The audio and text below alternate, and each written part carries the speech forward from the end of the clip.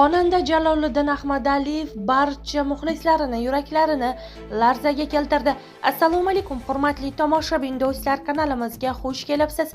O'zbek hamda jahon shou-biznesi olamidagi eng tezkor va qaynoq yangiliklarni o'tkazib yubormaslik uchun kanalimizga obuna bo'lib, videoroliklarimiz davomida bor yo'g'i bir donadan like hamda podpisatsiya tugmachalarini bosib qoldirishni unutmang.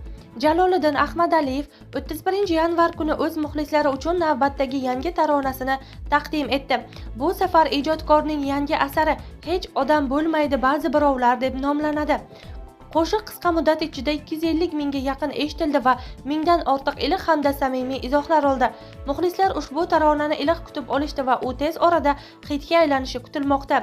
Hech odam bo'lmaydi ba'zi birovlar taronasining matni Muhammad Ali Omonovga, musiqasi esa Jaloliddin Ahmadaliyevning o'ziga tegishli. Tarona his-tuyg'ularni o'tkazish va qalbni larzaga keltirish xususiyatiga ega bo'lib, tinglovchilarni bir zumda o'z sehrli olamiga tortadi. Jaloliddin Ahmadaliyevning betakror ovozi va mazmunli matn birlashib, ushbu qo'shiqni nafaqat hissiy, balki esda qolarli ijodiy asarga aylantirdi deyilgan xabarda.